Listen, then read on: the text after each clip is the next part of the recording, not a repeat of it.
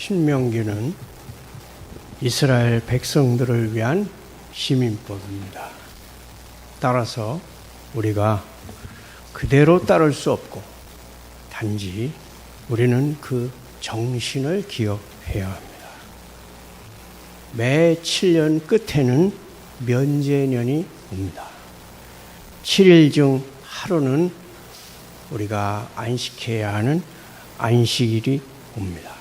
그리고 매 7년마다 그 땅을 위한 안식년이 있습니다. 그 해에는 땅을 경작하지 않고 휴경지로 땅을 묵혀야 했습니다. 밭을 갈지도 않고 포도나무 가지를 쳐주지도 않고 한 해 전체를 오직 하나님만 섬기며 예배하며 보낼 기회가 주어지는 것입니다.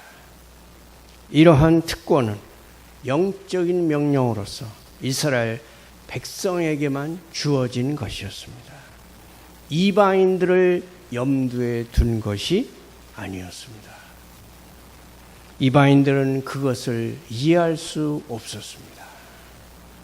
그들은 아마도 그 율법들을 비웃었을 것입니다. 그러나 하나님의 선택받은 백성들 중에 영적인 생각을 가진 사람들이 있었습니다. 그들은 이 계명을 기뻐하였으며 그 계명들에 순종하였습니다. 첫째로 우리가 생각할 것은 하나님께서 요구하시는 면제가 무엇인가 하는 것입니다. 7번째 해는 면제년이라고 했습니다.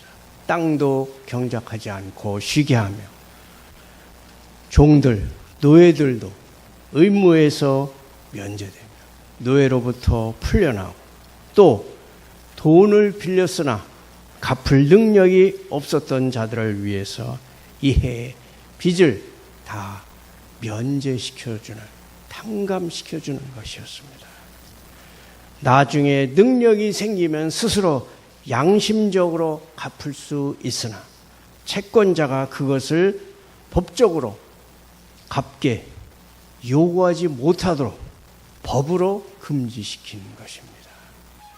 이것은 사람의 생각에서 나온 것이 아니었습니다. 바로 하나님의 생각이었습니다. 하나님이 이 법을 정한 목적이 있습니다. 첫째로 안식년을 존귀하게 하기 위함입니다. 2절에 이는 여호와를 위하여 면제를 선포하였음이라고 합니다. 이 면제년은 복음의 은혜의 모형, 예표가 됩니다. 그 은혜로 여호와의 받으실 만한 해가 선포되며 그로 말미암아 우리의 빚이 면제됩니다. 즉 우리의 죄가 용서를 받으며 그리하여 하나님의 용서를 소망하듯이 우리도 남의 과실들을 용서하기를 배우게 되는 것입니다. 또한 이스라엘 사람이 극한 빈곤의 상태에 빠지는 것을 방지하기 위함이었습니다. 그리고 하나님의 보장이 약속을 통해서 주어집니다. 곧 채무자로 인하여 얼마를 손해를 봤던지 하나님의 복이 그들에게 임하여 그 손해가 다 채워질 것이라는 것입니다. 4절에서 6절 사이에 그것을 말씀합니다.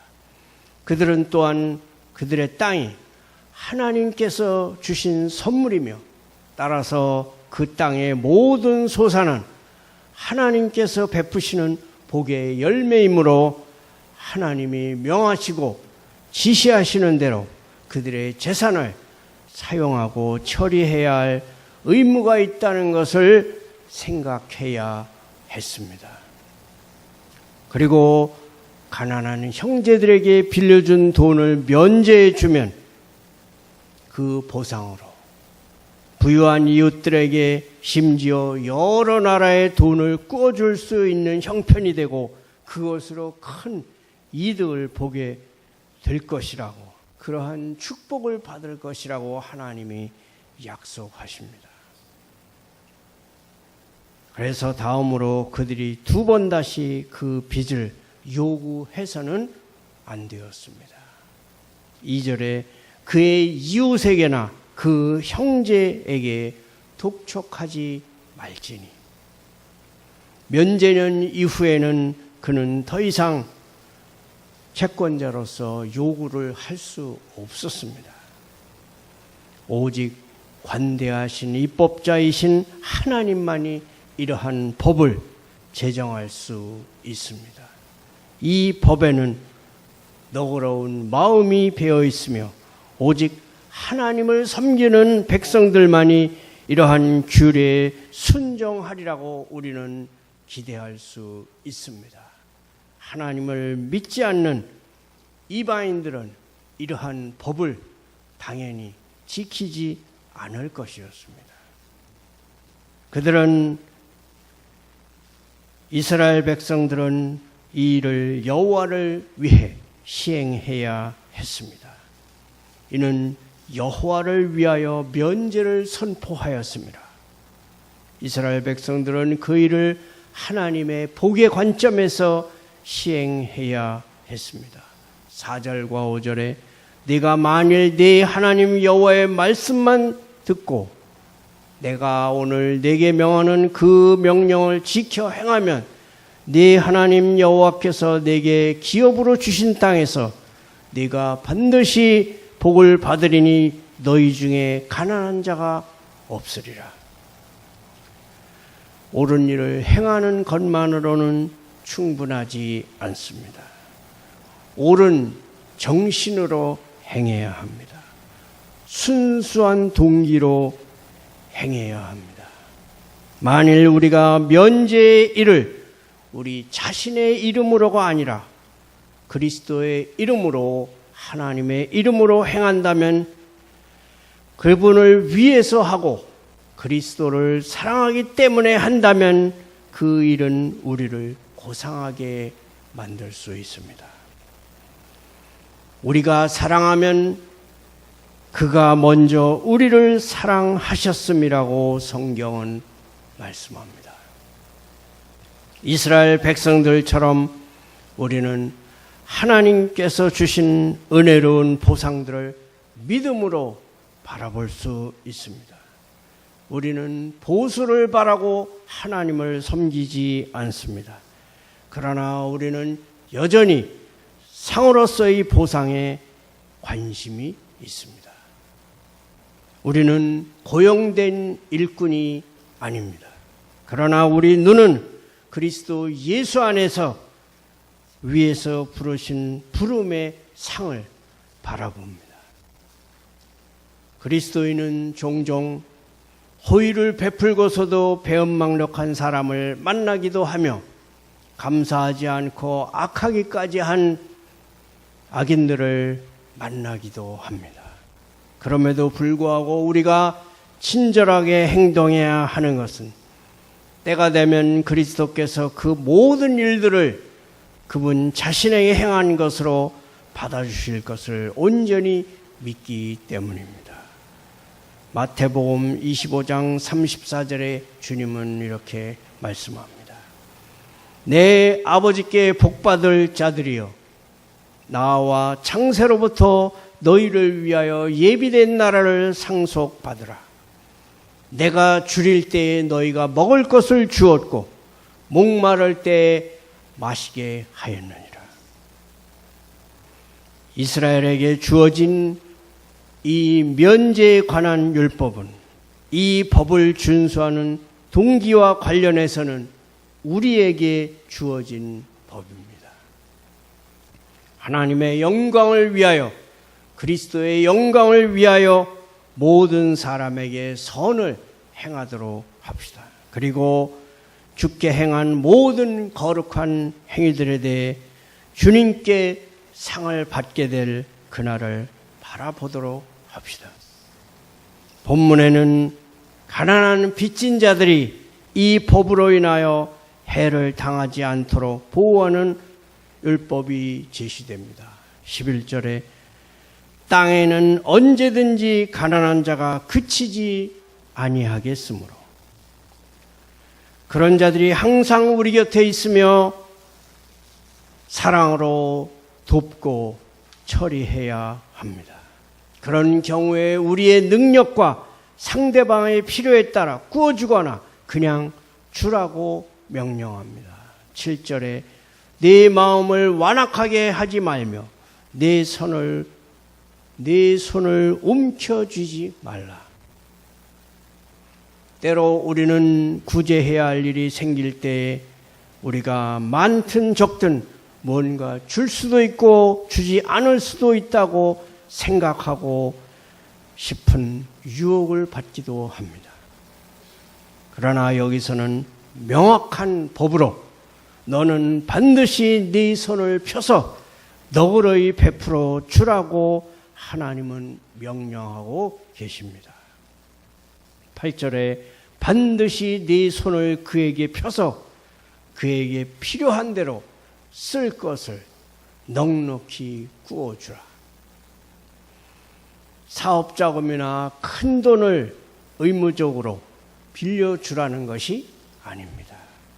생계를 위한 돈을 빌려주라는 것입니다. 그러므로 그것은 구제로 생각할 수도 있습니다. 그래서 6년이 지나도록 갚지 못하는 그러한 빚은 7년째 되는 해에는 반드시 면제, 탕감해 주라고 하는 것이 하나님의 명령입니다. 빚을 면제해 주는 법으로 인하여 자비롭게 꾸어주는 일을 가로막는 처사에 대한 단서가 주어집니다. 9절에 삼가 너는 마음에 악한 생각을, 탐욕스러운 그릇된 생각을 품지 말라. 이제 7째 면제년이 곧 다가왔으니 꾸어줬다가 돈을 잃어버릴 것이 확실하니 꾸어주지 않으리라는 생각을 하지 말라는 것입니다. 왜냐하면 그러면 네 가난한 형제가 돈을 꾸고자 하나 거절당하여 이를 하나님께 아뢰면 그것이 네게 죄가 될 것이라는 것입니다. 이 법은 영적인 것으로 마음의 생각을 제어하는 것입니다. 하나님이 면제로서 구제를 명하셨다고 해서 그것 때문에 베풀어주는 구제를 거부한다면 이는 정말 악한 마음입니다. 돈을 꾸어주어 사랑을 베풀어야 할 경우가 생길 때 그 꾸는 자들을 신뢰할 수 없다고 하더라도 하나님을 신뢰하고 꾸어주어야 한다는 것입니다.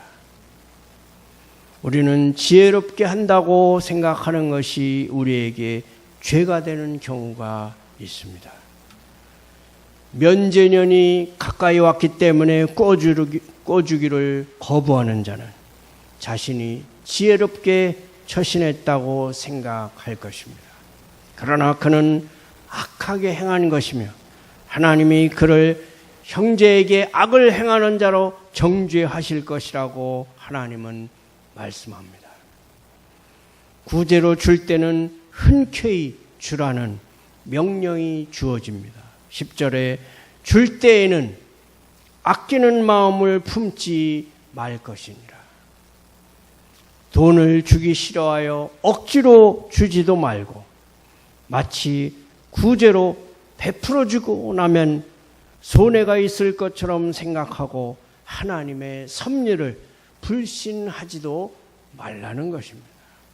오히려 반대로 네 재물로 선을 행하고 형제를 편안하게 하고 다가올 세상을 위하여 네 스스로 안전한 재물을 쌓는다고 생각하여 그 일의 기쁨과 만족을 가지라는 것입니다.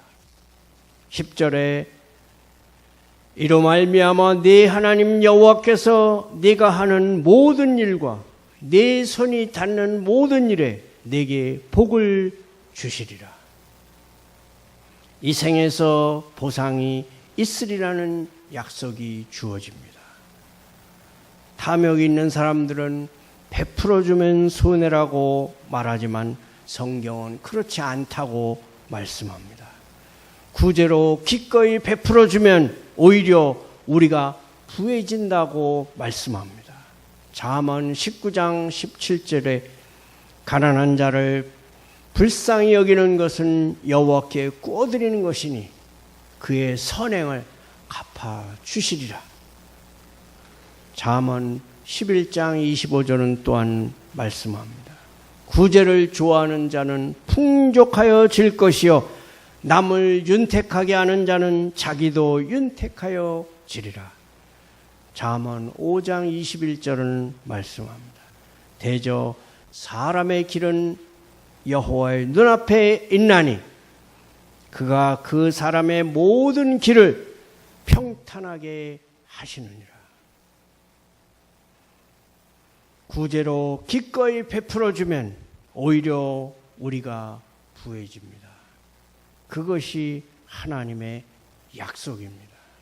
그리하면 창고가 가득히 차고 우리 영혼이 참된 위로로 가득 차게 된다는 것입니다. 이사야 58장 10절은 이렇게 말씀합니다.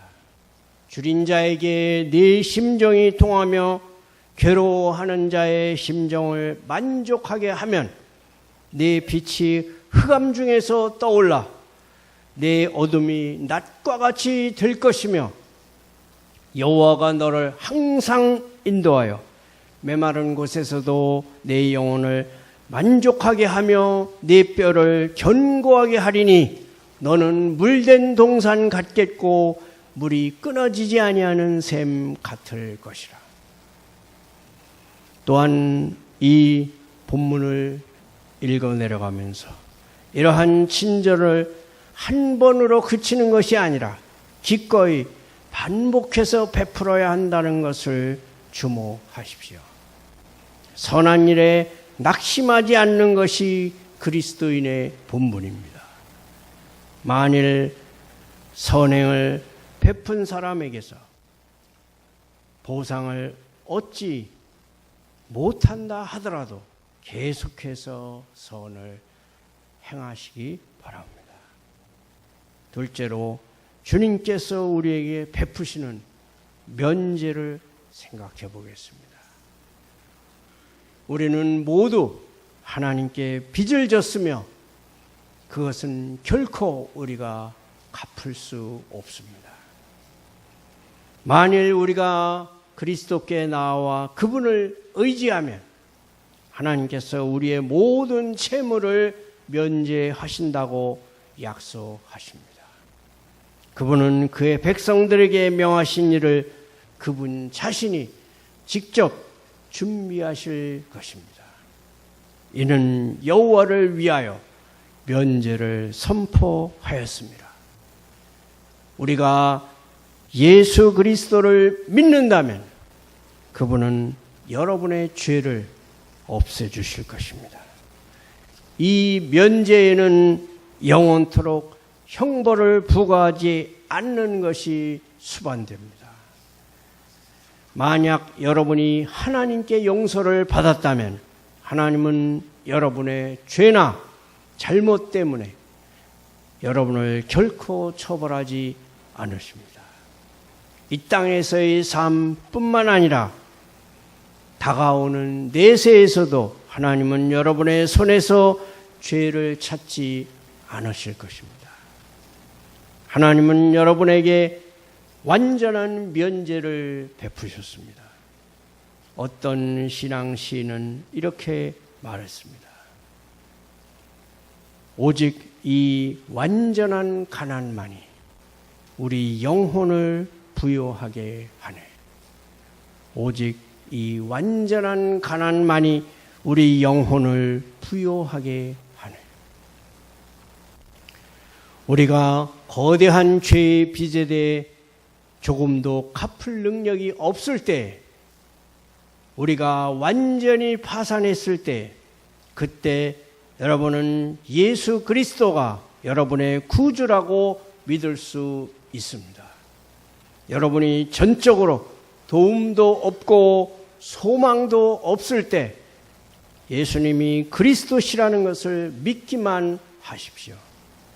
그분을 의지하십시오. 그러면 하나님이 여러분의 모든 부담을 탕감하고 면제시켜 주실 것이며 여러분은 모든 짐을 벗고 모든 죄에서 깨끗해질 것입니다. 예수 그리스도를 통해서 여호와의 면제를 모두 받으시기를 축원합니다.